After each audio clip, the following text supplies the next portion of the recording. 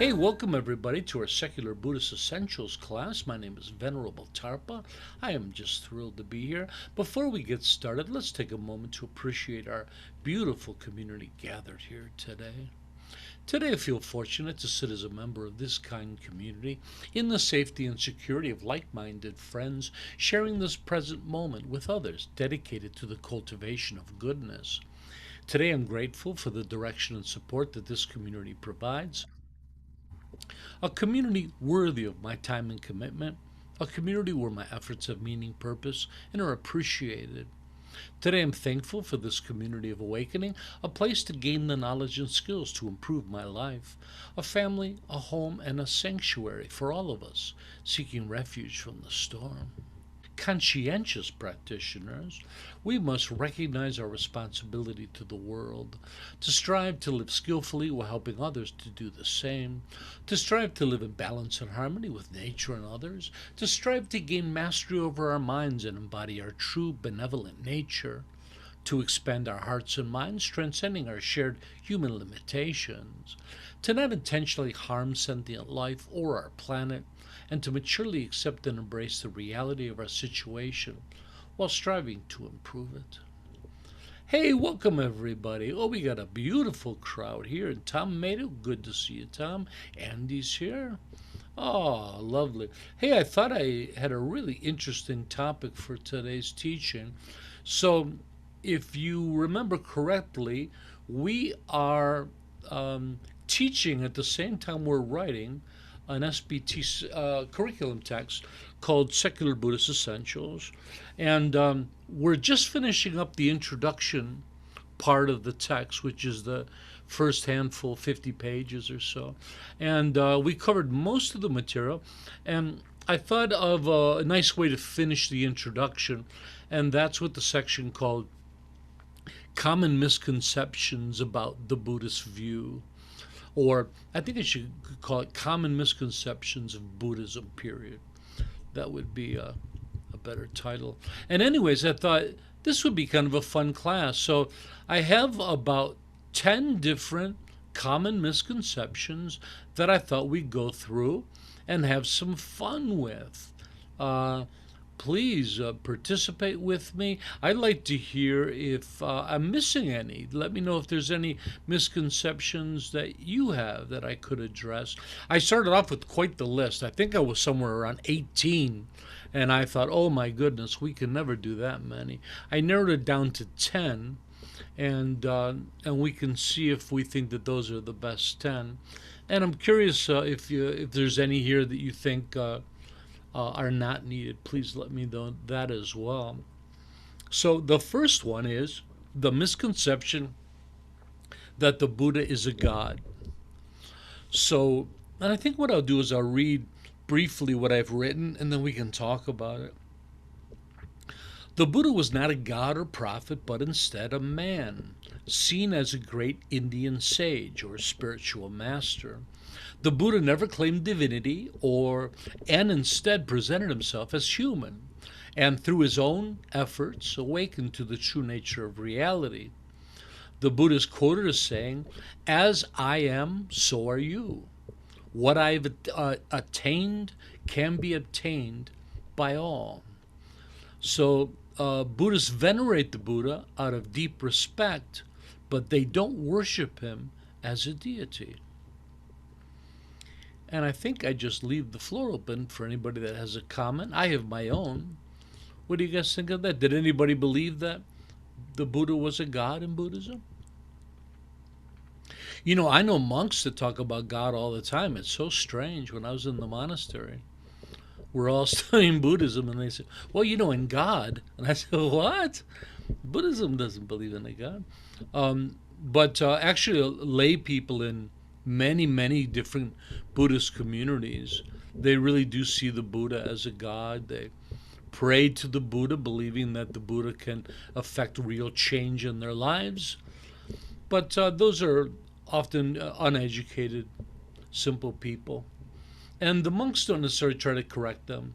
The monks just say, they're dumb. Let them believe what they want to, which I never agreed with.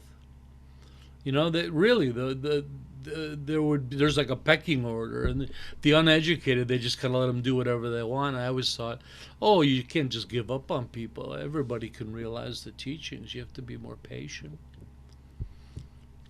Okay, misconception number 2. Tenzin Tarpa once won the Miss Universe contest in 1974. I'm afraid this is a misconception. It was 1986. The misconception that karma is a form of cosmic justice. Now, that's a very common one, right? And of course, many mistakenly see karma or karmic results as a kind of universal judgment, which it is not. Instead, karmic should be understood as likely or probable results that arise from our intentional actions. From a secular Buddhist view, the concept of karma asserts that our intentions and actions shape our lives, that we reap what we sow.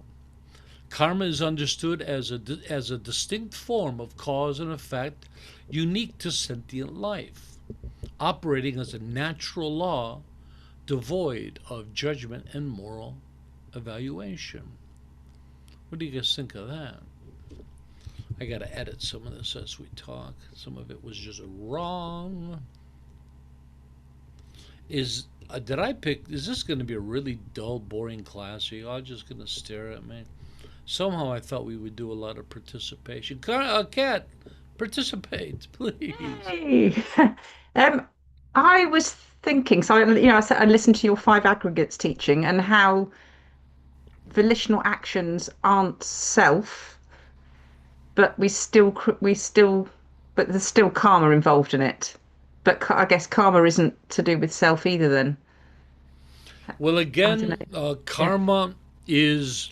Uh, I'm trying to phrase this the right way. From a secular Buddhist point of view, karma comes about when our emotions are involved. Karma is a residue of how we feel about the things we do, which creates a momentum in our lives, right?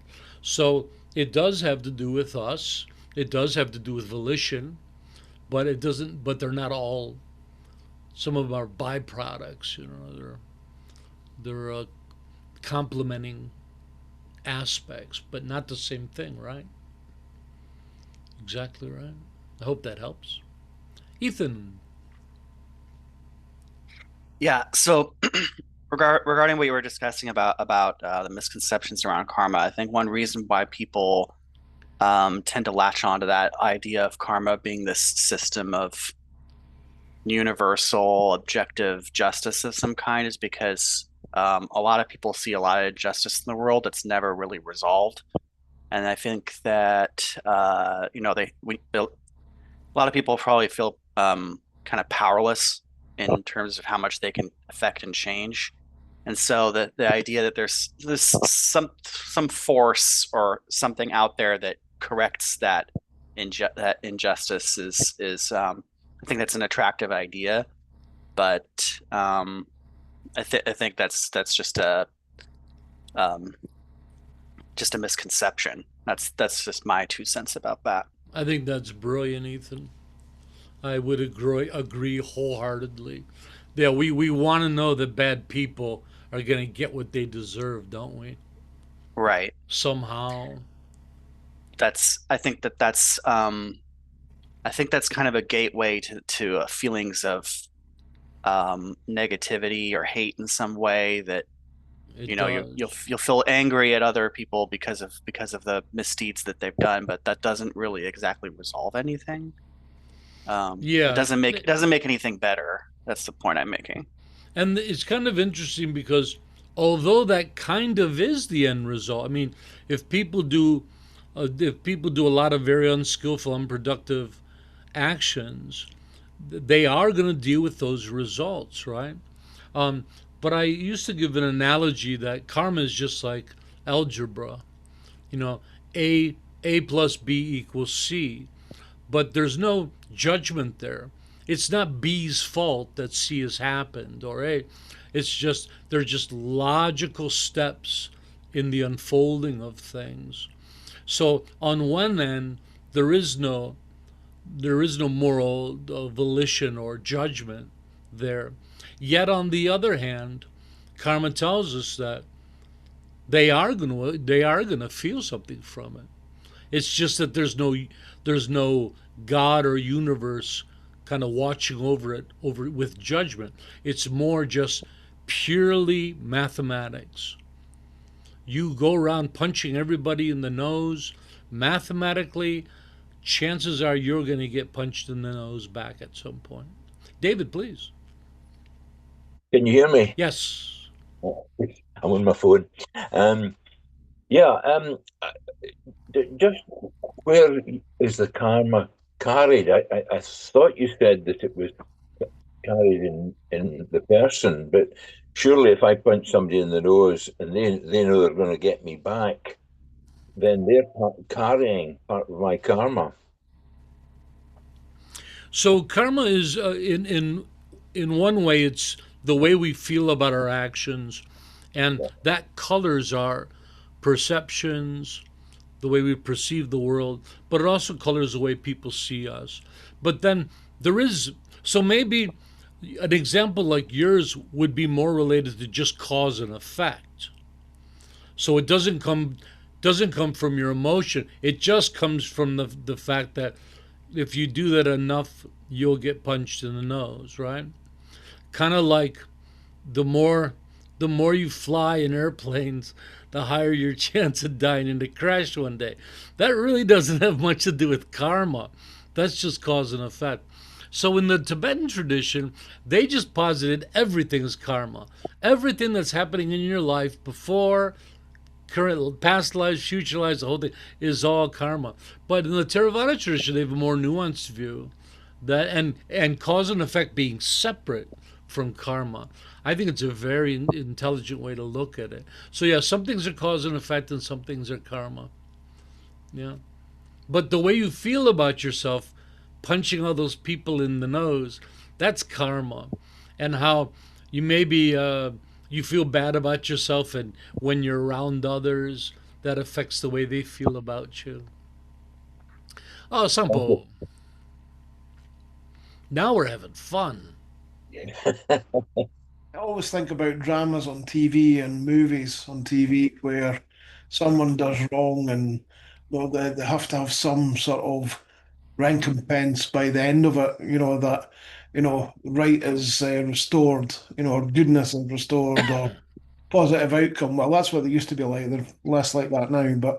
Um, but I think, for me, it's a bit too simplistic, obviously, for karma, but I think the idea of the cause and effect, but also the idea that if you do something wrong, or if you get up in a bad mood in the morning and you're grumpy and you're just thinking this is going to be a terrible day, and then it actually is a terrible day, is that karma, or is that just cause and effect? Is that just because you got up in a grumpy mood and everything else is just It culminated? could be either. That's what I was thinking. Yeah, I Yeah, think. it could originate by the attitude you bring to the day, or it could be just the I wouldn't say coincidence. We don't believe in luck as Buddhists, but just yeah, the cause and effect, just the things that come up.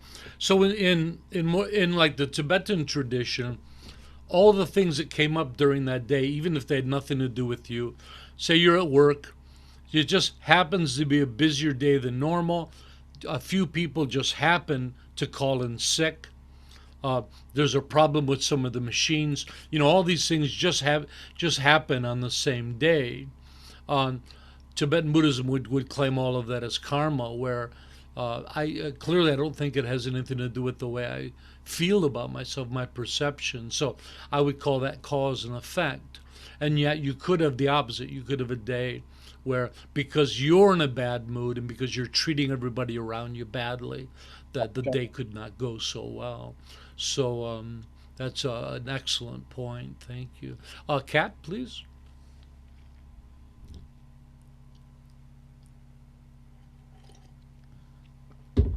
You're muted, young lady. She's still muted. Yeah, you're muted. I bet it was fascinating. Oh, unmute. I'm You're okay. unmuted. Hooray! Okay. Yes, I was thinking of I was in Hinduism, I think. There's an essential self, and in Buddhism there isn't something that is a permanent essential self. I don't know about karma within Hinduism and karma in Buddhism. I don't know. Not sure if you'd know the answer because obviously you're not a Hindu and whether you've studied it much. Oh, I studied it much, but for the Yeah. life of me, I remember karma well in Jainism. I'm coming kind of blanking out on karma in Mm, Hinduism, but yeah, they attribute it to a true self, mm, and it's something that kind of goes along with mm. you. Yeah, David.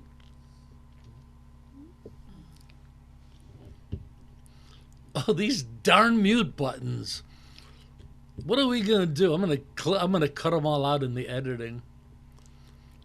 Everybody's just gonna pop on Can magically. you hear There he me? goes. Yeah, I can hear you, David. You want to speak, or you just decide not to? Now he shut his video off. Hey, let's move on. That was a great one. Hey, we do have some participation going. Okay, the next Hello. one. The misconception that Buddhism rejects worldly pleasure. Who believes that? Does Buddhism come across like that to Hello. everybody? No? A lot of people kind of feel that way. And Buddhism doesn't deny that worldly sense pleasures are indeed enjoyable. It merely asserts that they are often problematic, unstable, fleeting, and most often not conducive to the goal of liberation. Conversely, Buddhism asserts that through deep meditation, and I would say just good practice, higher states of pleasure and bliss are attainable. A transcendent bliss that far outweighs ordinary worldly pleasures, said to be the highest pleasure attainable. Therefore, it can be said that Buddhist practitioners are not denying themselves pleasure, but instead merely trading fleeting trivial pleasure for greater ultimate pleasure, often expressed as trading candy for gold. That's what the Tibetans would say. Fascinating, huh? Interesting. Andy W., please go ahead. Yeah, I would say that actually it helps me enhance those pleasures. So having better appreciation, better awareness, just makes me much more, I would have used the word grateful, but now I just say appreciative of anything. It could be a situation, a circumstance, a thing. It could be an ice cream. I'm grateful for the Isn't ice it cream. true? Yeah. Isn't it true? Like, where before it had to be something substantial, right? Um, going to a fancy restaurant or where now it can be the simplest things that I get such pleasure. Me and Nawang, my host, uh, we'll go out for a piece of pizza at Whole Foods and sit out on some picnic tables in the parking lot, and it just brings me an amazing amount of joy. Just the simplest things. Beautifully said, Andy. Garuda?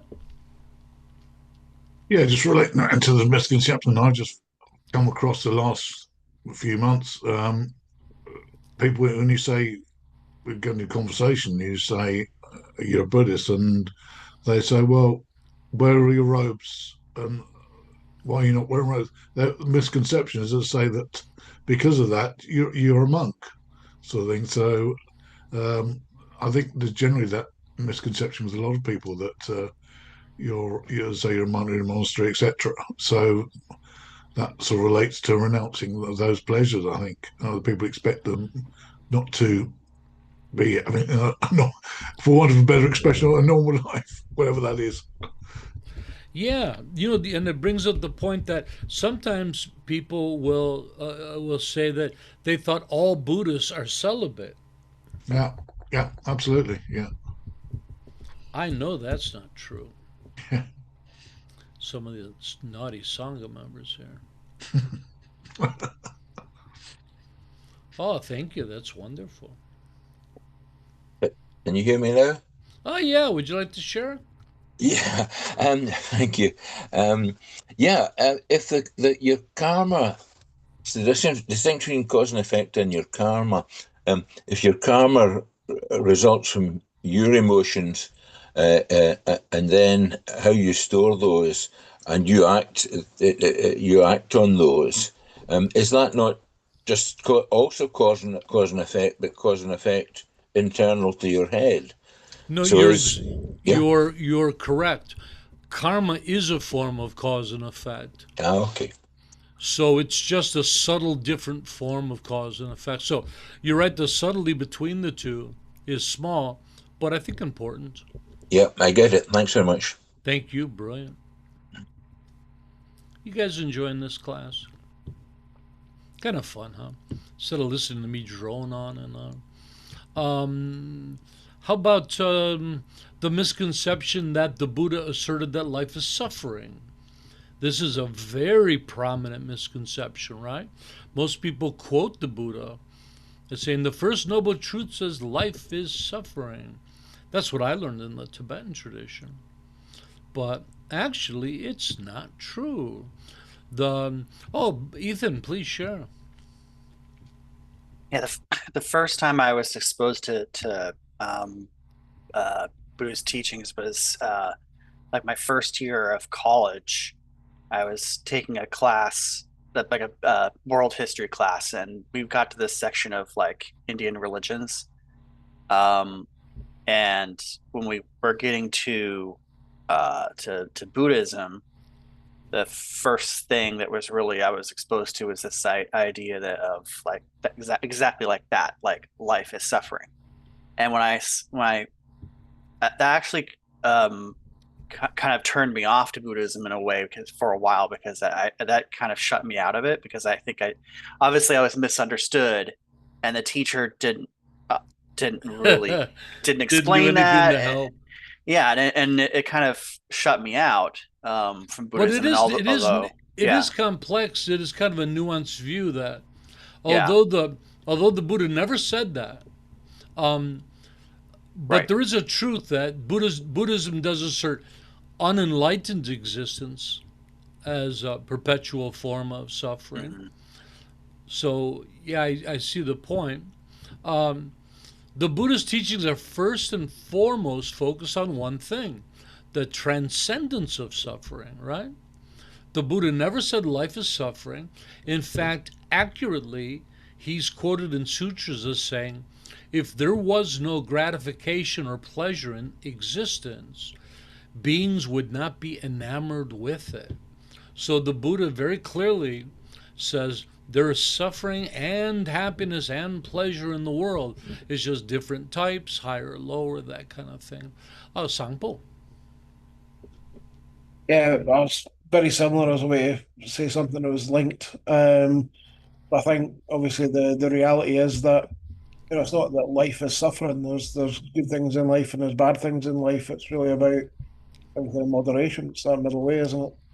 And it has more to do with our relationships to things than the things themselves. So, somebody gives me a tub of Ben and Jerry's ice cream. Man, that's pleasure. You cannot tell me different. But it's my relationship with that tub of Ben and Jerry's ice cream. I know that if I eat the whole thing, I'm going to get a bellyache and put on another 50 pounds and be very, very unhappy.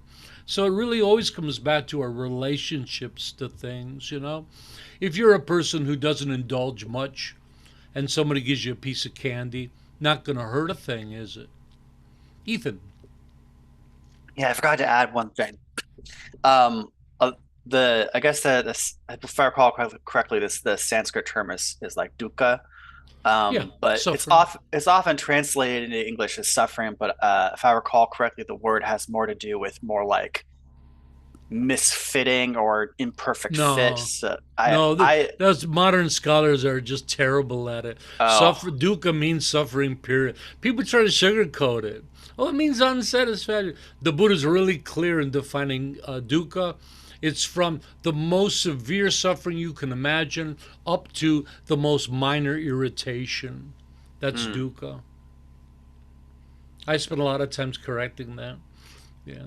And you just go to the sutras, it's so clear, you don't have to ponder it, you just read it. The wheel turning sutra. Thank you, Ethan. There's another misconception, right? That's one of the big ones. Okay, the misconception that Buddhism is a pessimistic religion, solely focused on suffering. When Buddhism first came to the West, that's what people said about it. What a horrendous religion, they would say.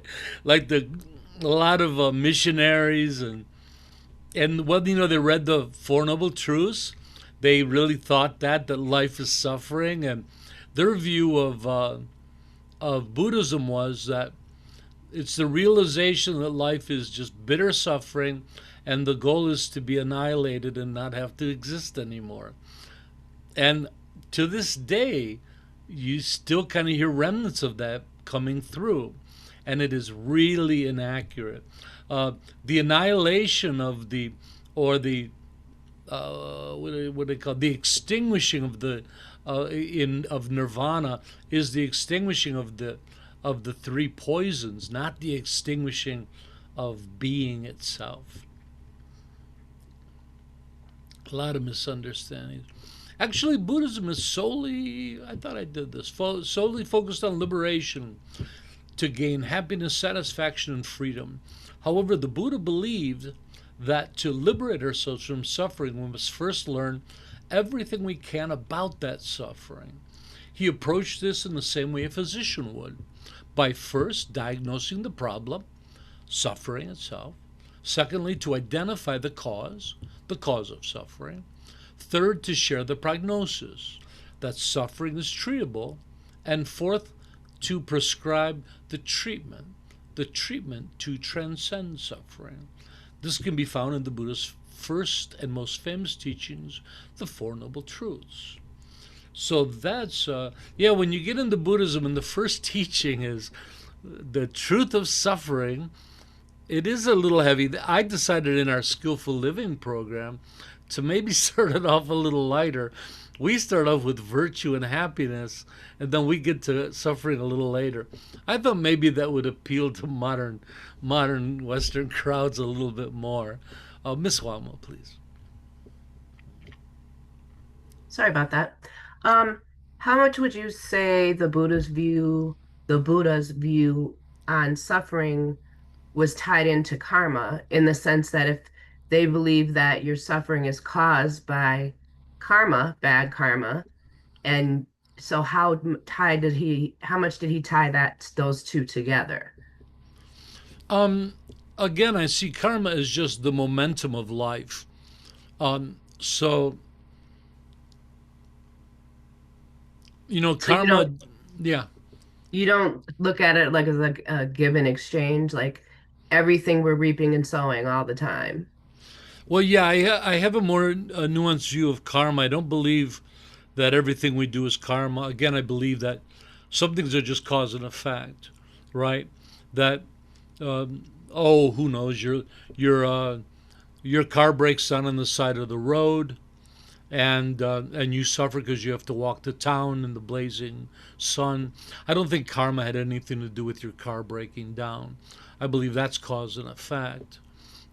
Unless, of course, the karma is that you forgot to put gas in it, and that's the right, or you didn't take care of your car, or so you can tell, there's subtle differences, but I don't believe that karma is the only reason for our suffering in the world, and because sometimes we suffer because of other people's karma. And now some people would say, well, it's your karma that you're around that person who has bad karma that's affecting you. The Buddha had these unanswerable questions, he called it. I think the 10 unanswerable questions. And one was, and I'll paraphrase, don't drive yourself crazy trying to figure out all the ramifications of karma. Because these differences are very quite subtle, right? So but I don't believe karma is the only reason we suffer. I think You know, if something happened globally to the planet for some reason and we all suffered terribly because of it, that wouldn't be karma, and we would still suffer. There's a good example. Yeah. I'm not sure if I answered your question. Kind of. I thought there was more to it that I didn't get to. Yeah, I don't know. I mean, I guess, yeah. We can talk about it later. It's fine. Okay. Oh, Miss Monica, please share. Hi. So someone mentioned about dukkha. Yeah. Dukkha is a Sanskrit word. So dukkha means pain. So pain is sometimes self. Um, we Afflicted. create dukkha by ourselves. Yeah. It can be ignorant of our true nature when we ignore our true nature, and sometimes be forced identification of our ego. Like there's so many things in the world we create So many. a false image in our mind. So this is how we create dukkha in our life. um, we can be related It can be related with karma. um, Karma, as you said, we all create our own karmas. So it can be positive, it can be negative, it can be mind, whatever mind creates. I'm trying to explain in a the way I have learned in my yoga practice. So Yes. attachment or cravings, aversion, resistance in a life. Well, we would Fear agree of with all of death or that. losing something. So we create all That's those right. dukkha by ourselves. It's just a creation of our mind. Yeah, we would agree with all of that. It's the same Buddhist interpretation. Pain or Mm. suffering, and oh, there's just so many ways our karma, our minds, our perception, our Yeah. perspective makes us suffer. You know, Mm. whether it's feeling insulted at the workplace and people making us feel belittled. I mean, we just suffer in so many Yeah, ways. it's Thank you, all Monica. subjective, as you had It mentioned is. in previous Yeah. sessions. Yes. Yeah, thank you, Yeah. Monica. Subjective, but Mm. some of it's objective as well. Sometimes it spills all into the real world. Miss Tashi? Thank you. This might have been answered, but I mean, my view of suffering has changed a lot since I started here. Um, because there's things that I used to just dive into and suffered, emotionally or mentally about things. And as I've been taught, or as you give the teachings, and then I go, aha, well, that makes sense. I mean, like, what does somebody think about me? And then you're suffering thinking, and it gets just this cycle going. And then you come up with, and I've heard the term, what people think of me is none of my business. Yeah. And I'm like, boom, okay, I like that. So I learned so Objectivity. much. Yeah, You and I gain learned so objectivity. much. And don't you Yep. suffer less as you understand suffering more? I'm way happier. Yeah, I I'm suffer like, so little compared to what I used to. exactly. Yes. Beautifully said. Thank you. David? Thank you. How does luck fit into this? Good luck, Buddhism bad doesn't luck. assert luck, doesn't assert luck, determination, any of those things. Buddhism posits cause and effect and karma, and so, and I guess the idea is if you could somehow trace the origins of things, you could kind of like mathematically always understand the way things are. No matter what happens, even an example like a really bad person, and you can't understand how they behave like that. But if you could somehow really see everything that led up to that person being themselves now, you would say, oh, of course he acts like that. Now I get it. So the idea is that everything is kind of logical in the universe. I said that poorly, but that's I was thinking a bit more. You cross the road in a car, knocks you down. Yes, there's cause and effects, behind that, absolutely. And if you dug deeply enough, you could find them all. But is that not still what we call blinking bad luck, even though it's cause and effect as well? Well, For perspective, I think it's luck. luck I think implies random, a randomness to it, where the Buddha doesn't believe in randomness in the universe. He sees it all more as algebra equations, that everything kind of was. I'm not saying he's right. I'm just saying that's Yeah. my understanding of the Buddhist view. Thank you. Okay, on to the next one. You guys having fun? All right. Um, how about the misconception that Buddhism asserts life is a dream? Anybody hear that one? That's very popular, right? That's actually more of a Hindu belief, right, Monica? Hindus, Yes. yeah, that we're all a dream in Brahma's mind. Buddhism, the Buddha, a lot of the mistake comes from a phrase in the sutras where the Buddha compares the world to a dream. He says life is dream-like, but here he's not actually saying that life is a dream. Instead, he is asserting that he's illustrating the ethereal, fluid, or impermanent nature of phenomena in reality. So Buddhism sees the world as being ethereal. Ethereal is kind of like cloud-like, right? Not as solid as we think it is. The Buddha sees reality is existing as a process, right? Not as distinct things like we think they are, right? Instead, everything exists in a process that's unfolding. Even beings themselves, instead of us beings being static objects, so actually we're processes, dynamic processes in a state of constant and infinite change. So another misconception is Buddhists believe nothing exists. And has anybody heard this one? You can I still have. go on, yeah, Yes. you can still go on YouTube and hear people, usually they're young teachers, and they'll say that, the problem is people think things exist. And I just, oh my God, did they just say that? Um, and actually, that's quite against what the Buddha taught. Um, on the contrary, Buddhism is oh, I'm sorry, I'm getting ahead of myself. Although different Buddhist traditions have various views on how things exist, no school of Buddhism rejects existence. Any rejection of existence would be nihilism, a wrong view that would disqualify any group from being considered a Buddhist tradition, right?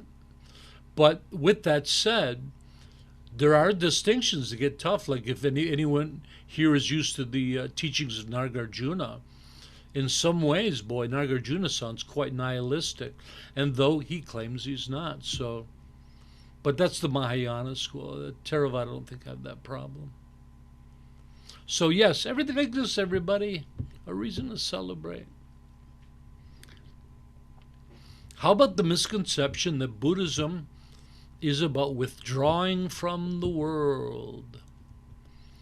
I've had students come up to me.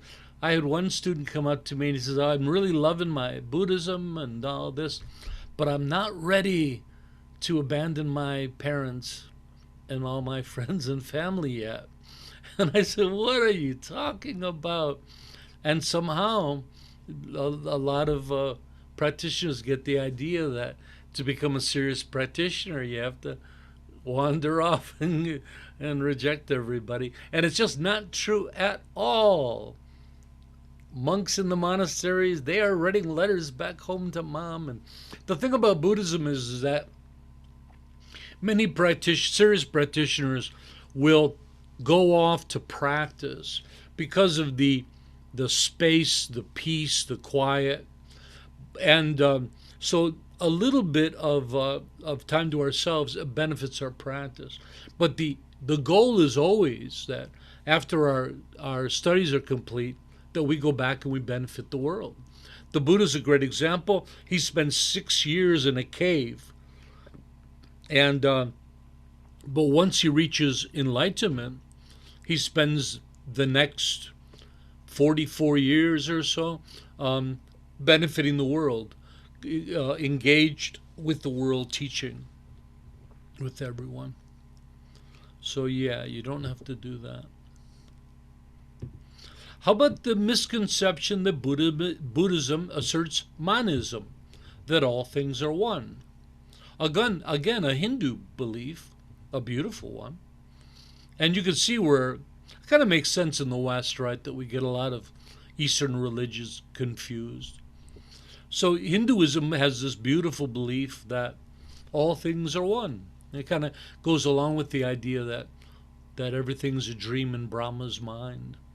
And but Buddhism instead posits pluralism, or a form of pluralism. So on one side, Buddhism asserts interdependence, dependent origination, they call it. The idea that things aren't just one thing, things are made up of many things, right? You have a tree. Well, a tree isn't just a tree, it's, it's made up of many different components. And it's reliant on sunshine and water and the seed and the earth and nutrition and good weather, right? So things exist dependently like that. But yet at the same time, they still can have a individual. I'm saying it badly. They still can have a many they can still exist uniquely from other phenomena. That's a much better way to say it.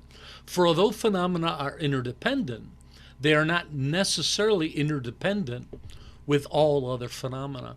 I think in one of my books I give an example of the internet, right? The internet isn't one thing. The internet is made up of millions of computers all over the world, right? The internet's real, it exists. But there's no one thing you can point to. They say, I found it. Here's internet over here. It exists interdependently, right?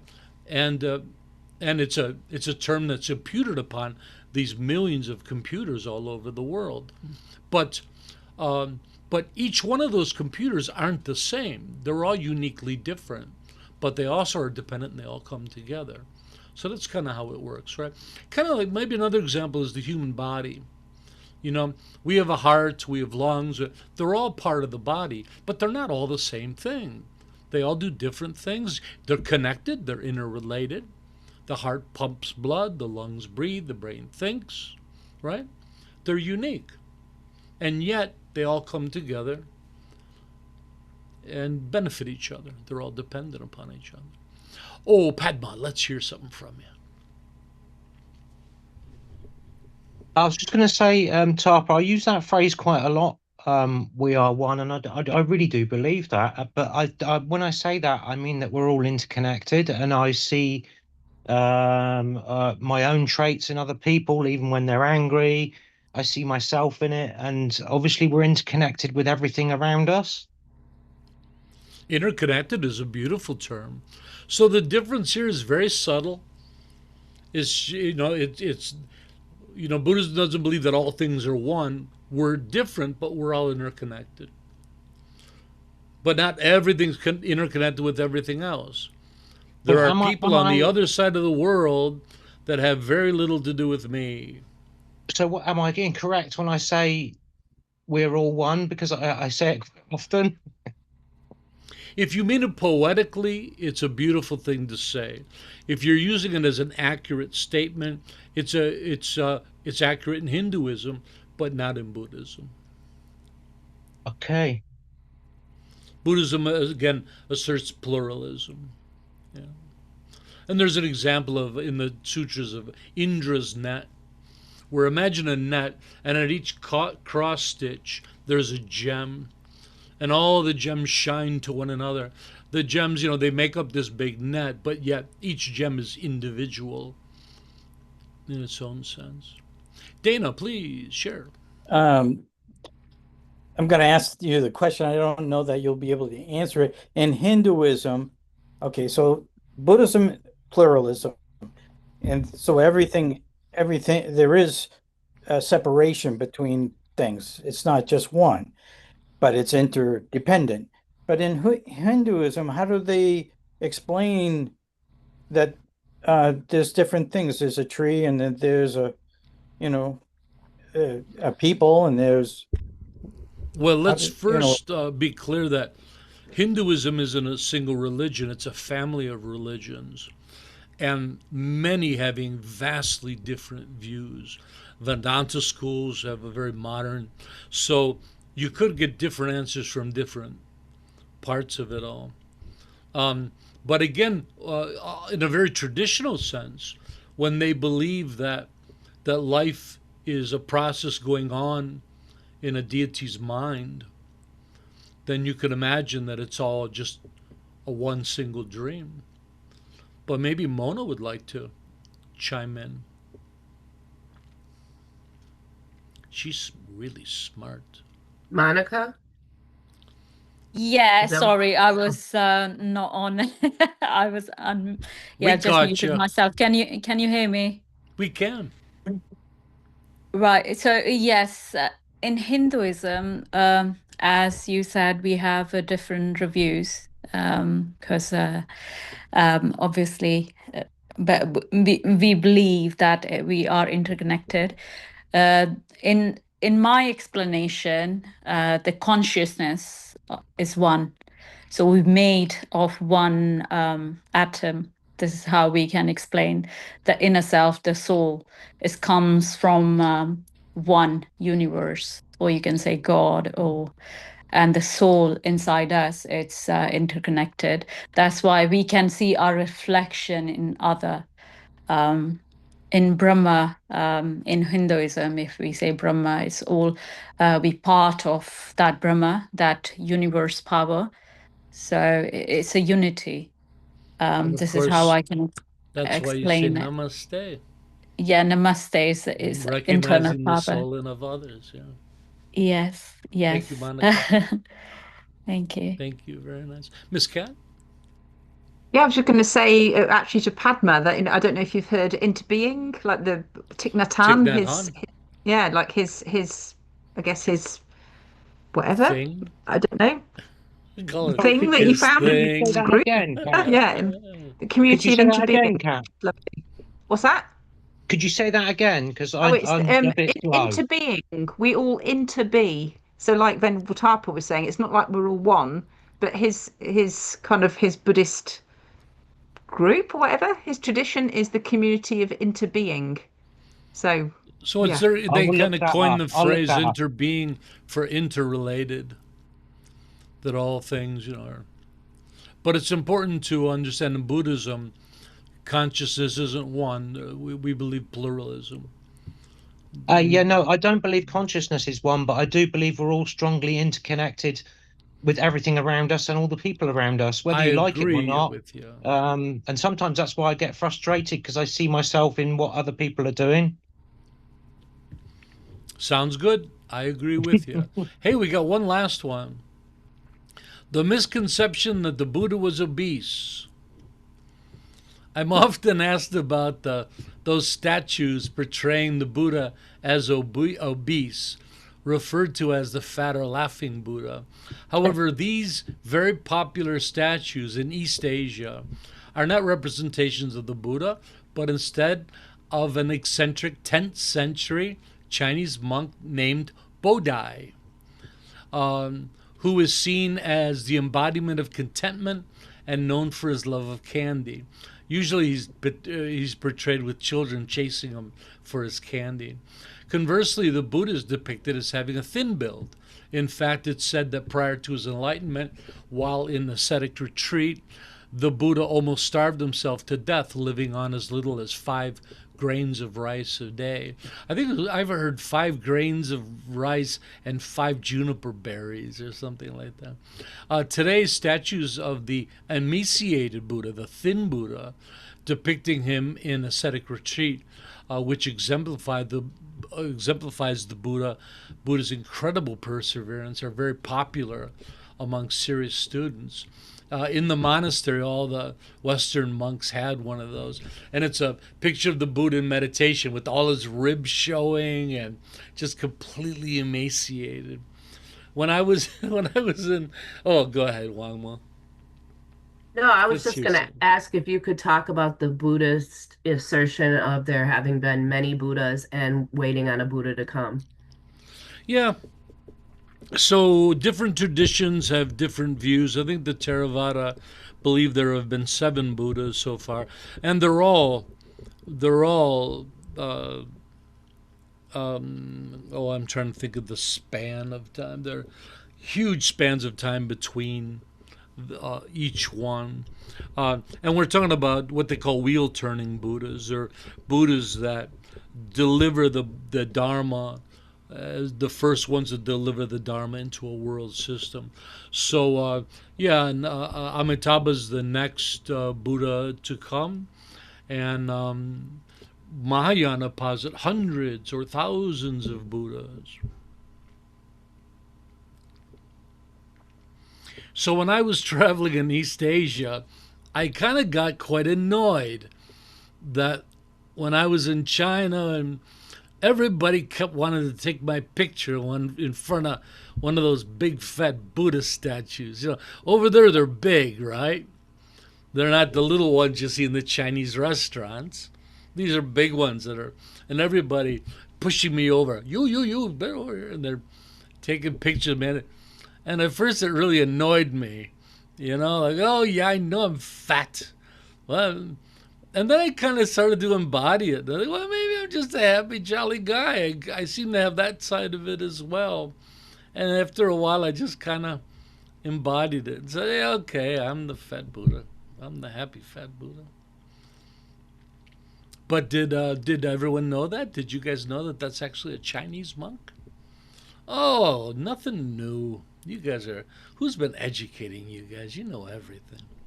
Okay, important question. Which ones, what did I miss? What misconceptions should be on the list that I didn't get to? Wang Mo's was a good one. Is there one Buddha or not?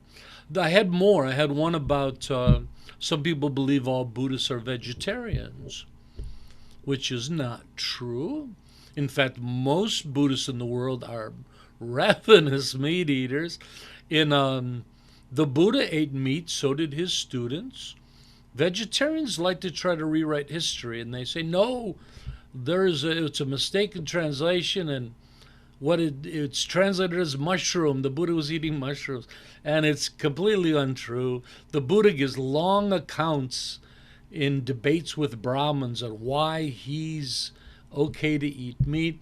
There's instructions to particular events that monastics shouldn't be eating meat.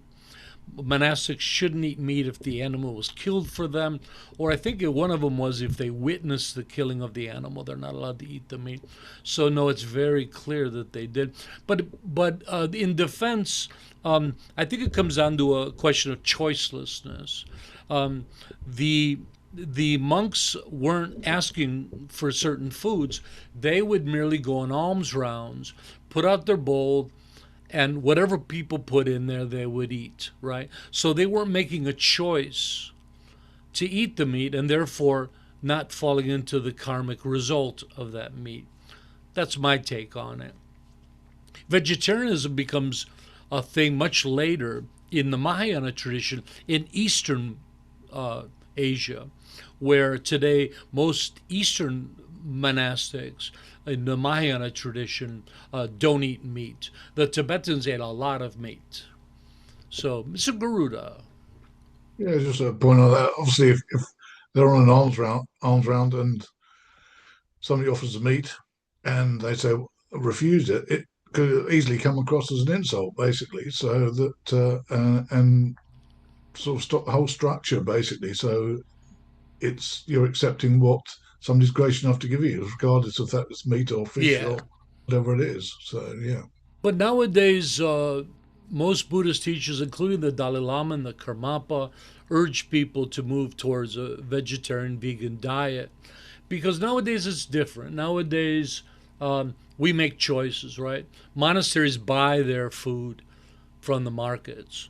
So the Dalai Lama had all Tibetan monasteries stop eating meat. All Tibetan monasteries are vegetarian now. Though the monks go out, all the restaurants around the monastery serve a lot of meat for the monks. They tried to outlaw it completely for monks and they couldn't do it. So they just said within the monasteries. But more and more monastics are becoming Also, vegetarian. because we've got such a range of foods now, and we can make such Yeah. amazing foods. So you can make tasty Well, in food out of India, virtually eating anything. veg was never a problem. They have the most delicious foods. And the Jains and the Brahmins at that time were both vegetarian. So it's kind of, I always think it's kind of interesting that for some reason the Buddha decided not to. It's like it would have been common for spiritual people to just do veg. I mean, it seems like everybody would have adapted to it, but nevertheless, he doesn't. And there's actually two occasions where monks tried to take the sangha away from Buddha because the Buddha was too soft. And one of the criteria was they believed the sangha should be vegetarian. And risking the dismantling of the sangha, the Buddha said, no, we're not doing that. So it makes me question as well. But nowadays we have a lot of other things to go along with, like we know about the impact of animal food on the world, and we're not just eating a little bit of it, right? We are killing so many sentient beings daily. It's out of control. Miss Wamo? I think you might have just answered my question. I was just wondering with the I'm three clairvoyant. ways to engage in good and bad conduct, and the first one, physical one, being killing, does that just apply to other humans then? Or does that also apply Traditionally, especially in monk vows, that pertains to human beings. to human But with beings? that said, even killing animals, you can't become a monk if you're a butcher or a butcher's son. So that idea is there.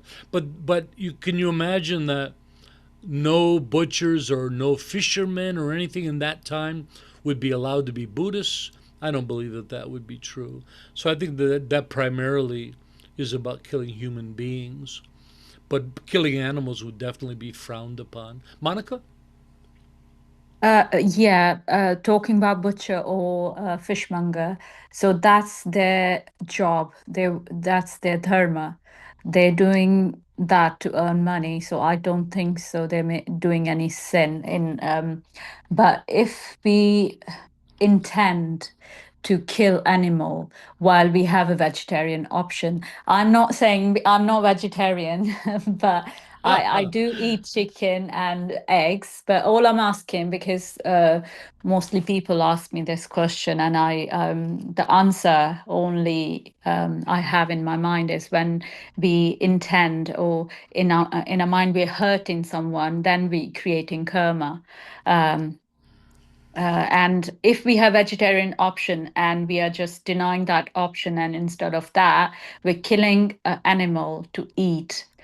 So, I mean, how does it work? We No, I have would go along options with of that as vegetarian. well. Like for us, for our ordained people, we have a vow of choicelessness, and Yeah, so like I call myself a vegan, though. But if I went to someone's house and they made a big deal to make me something special, and there was a little animal product in it, I probably wouldn't say a word and just eat it if I yeah, didn't think it would make me sick. So, yeah. yeah, I think that there's some understanding there. In Buddhism, in the Eightfold Path, there's also another one. We have what's called right livelihood, to make a living in a way that doesn't hurt sentient Mm. beings. So that's another consideration as well. Yeah, so it shouldn't be it's all our choices. If we have an option to eat vegetarian and we're denying that option and we're just killing someone just for the taste, so is that a sin as well, or is it a karma we're creating? Um, Buddhism doesn't really get into sin, but the okay. idea it's more um, what kind of actions produce what kind of results. So skillful actions producing skillful or productive results.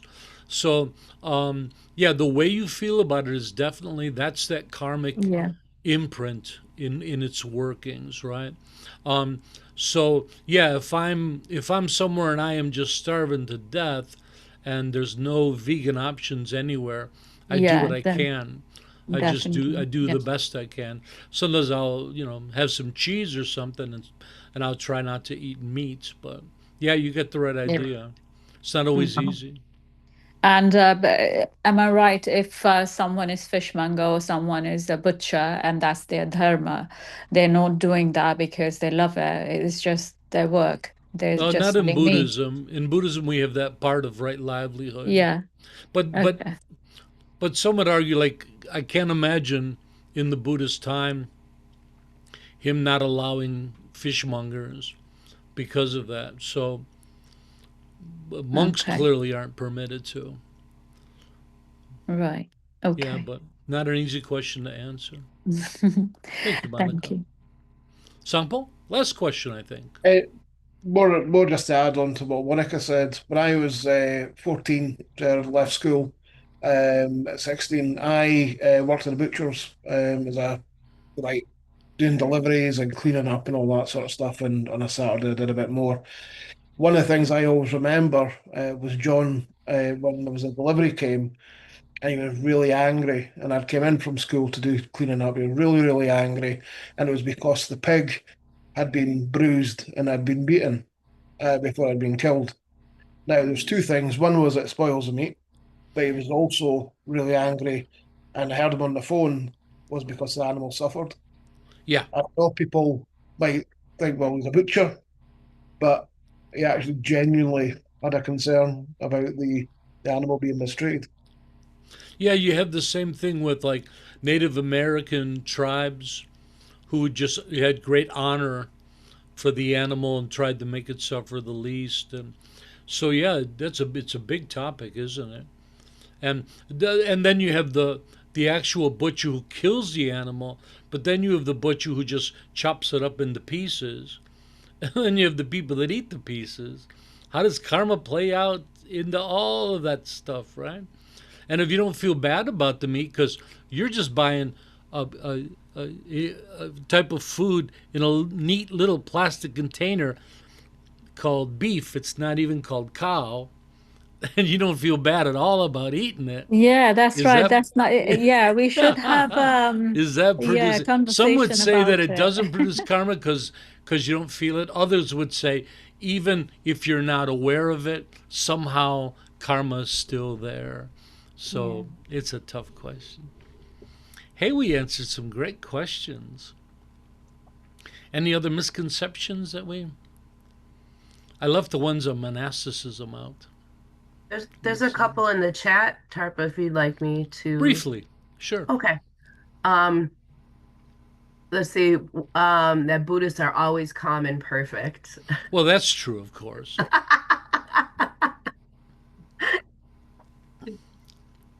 I never get angry. I always make my bed. And the Maybe, but I'm far from perfect. Except Tashi. Did actually message you a while ago, didn't I, Venerable Tarpa? Because I was so ashamed. I've taken my vows that I was really cross with my children, really like not skillful. And you were like, what did you expect? You take your baby sacrifice, you suddenly, become perfect. I was like, okay, all right. Wama? Any others? The other one wasn't a question, it was just a statement that Ethan made. And he said, sometimes I'm hesitant to tell people I'm Buddhist because I'm afraid they'll hold me to a really high standard I can't consistently meet. Boy, I get that myself a little bit. Yeah. I stayed with a friend who he sees me and shows me my room, and he goes, now, you're not going to be better than the rest of us, are you? Or it said something like that, right? We're all afraid you're going to be better than the rest of us. It was really weird to hear somebody say that. And I said, no, don't you worry. I'll make sure I'm not. Anyways, hey, it's getting a little late. Let's wrap it up. Oh, that was fun to talk about, huh? Do you think it's a nice way to end the introduction part to the book? Because we talk a lot about what Buddhism is, but then kind of good to wrap up some of those misconceptions. And then I had this great idea. So at this point, we've just finished the introduction to Buddhism. The next part of next chapter of part 1 is going to be on Buddhist history and adaptation, which we're going to be studying coming up. It's interesting. But I'm going to take this introduction part, and I'm actually going to simplify it into a program and call it Introduction to Buddhism. Because some friends said, well, maybe this Secular Buddhist Essentials is a little heavy to call it an introduction. And I thought, yeah, why don't we think about Secular Buddhist Essentials as being more of one of our academic texts for it, and we'll whip together this introduction to Buddhism program that would be a bit easier. And that's something, we've just finished it all, so all I have to do is whip it up, simplify it, and offer it as a program. And so, and it'll be something we offer after Skillful Living. We'll get into Introduction to Buddhism. And it'll be kind of short. We did this in 9 weeks, so I could probably make it shorter than that. Maybe do a 6-week program, Introduction to Buddhism. Oh, anyways, interesting idea, huh? Oh, I want to thank everybody for coming. I had so much fun. Hey, next week I'm going to take Sunday off. And because I'm getting some dental work done on Friday, and I don't think that I'll be better by Sunday. So how about if I haven't had a day off in ages. I'm going to take Sunday off, so we'll shoot for the following Sunday. And we also have some other programs coming up. We have our Introduction to Meditation Level 3 coming up in a couple weeks. And we have our next set of mind training programs coming up also in a handful of weeks. So very exciting fall. Okay, with that said, let's end today's class with our meditation affirmation. May all be healthy, may all be prosperous, may all be well, may all be present, free of past regret and future worry. May all abide in constant appreciation, which is the source of great joy and contentment. May all realize their true nature and the true nature of reality, which is awakening. Thanks for joining me, friends, and thanks for your input. I found your points and your questions just brilliant. We got us a smart Sangha. Okay, friends, bye-bye. Thank you, Tarpa. Thank you. Thank you, everybody.